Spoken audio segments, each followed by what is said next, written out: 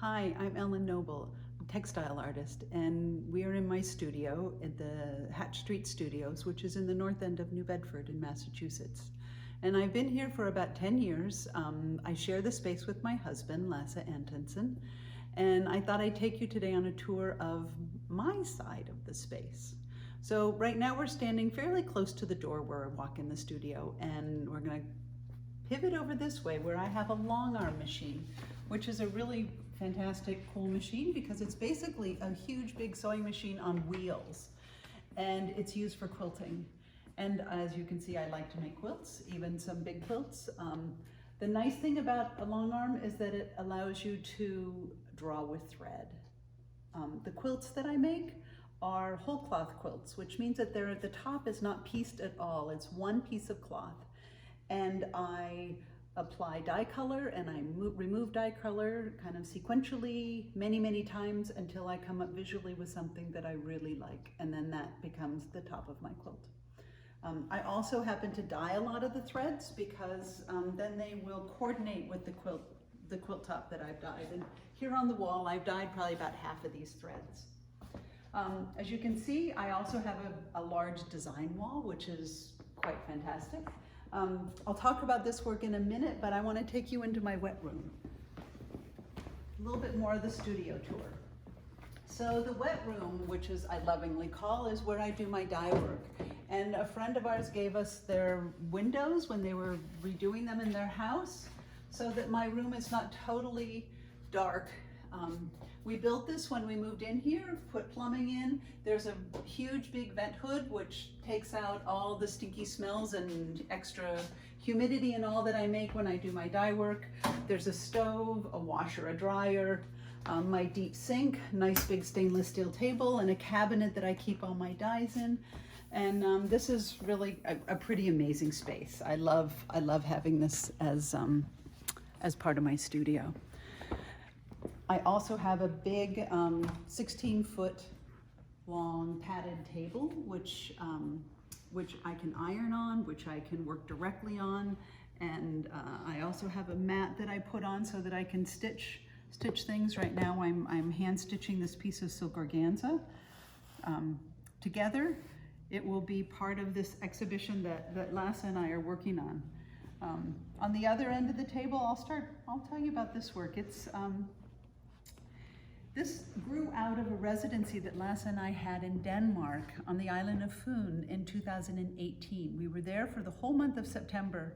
We knew we wanted to do something that was very specific to the island, to its history, and also towards nature, kind of encompassing nature. And we'd take lots of walks on an abandoned railroad track. The track ran for, I think, over 100 years, and then once it was abandoned, all these trees grew up. They stopped, trimming the trees, so these trees grew up, including apple trees, because people would eat apples on the train, pitch the cores out the window, and lo and behold, an apple sapling and tree grew out of it. And the interesting thing, though, about apples is that in one apple, all the seeds in one apple, that DNA will be totally different for every single seed, so that each sapling that would grow out of that would be very different and not even connected to the parent. Most apple trees are grafted. So along this long 30-kilometer train track route, there was, I think they've found at least 130 different apples on this train track route. And we walked it, picking apples, eating them, and found one that was highly astringent, which I knew would have a lot of tannins in it, which would make some beautiful, beautiful gray colors. So we collected leaves, apples, and apple bark to give us this whole range of colors in the yellow spectrum and also the gray spectrum. And what you see on the table is what has grown out of what we dyed, some of what we dyed there. The impetus for our design came from little test strips. When we first started doing the dyeing, bringing them back to the studio, and we just dyed lots of small pieces of cloth, ripped them apart and tested dipping them in iron, seeing what would happen. And from this, we thought we had this table full of these test strips, and we then started to make some larger test strips. This was the first piece, and then from there we made even larger test strips. And now we're getting even, this grander scale of this overlapping of what happens. Here's some of what happens. You get some grays, browns, beautiful green shades from overlapping the iron dipped parts of the apple dyed cloth. So on this table we went back the following year, 2019, we went back for about 3 weeks and dyed a lot more cloth. We brought with us, especially silk organza, because I like what happens when you layer silk organza on top of one another.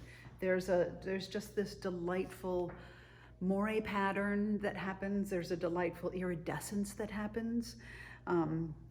So it becomes quite special. We still have, as you can see, a lot of cloth to be working with. When it gets dipped in the iron, we get these beautiful shades of gray, from a light gray to a dark gray, even to a green.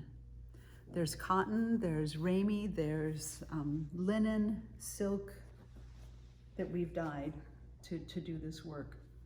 What is behind me on the wall is all work that is still in progress. It's partially stitched, and it's also investigating this whole idea of these test strips that have been enlarged, as well as what happens when you layer these different shades of colors that happen by working with these apple dyed pieces. The apple leaves themselves, by the way, will give this beautiful bright yellow. The apple's fruit will give you not much color, but it does become a rosy color, but there's a lot of tannin in it. And then the bark will give you some more rusty, even pumpkin-y kinds of colors.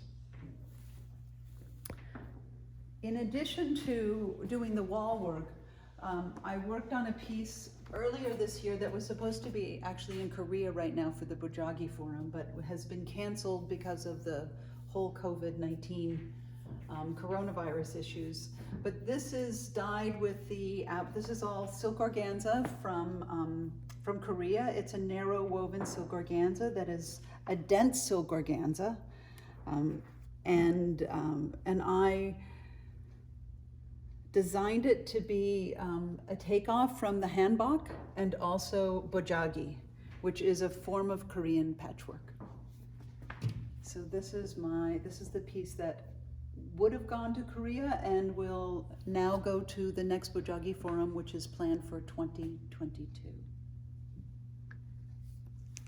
So thank you for coming to my studio.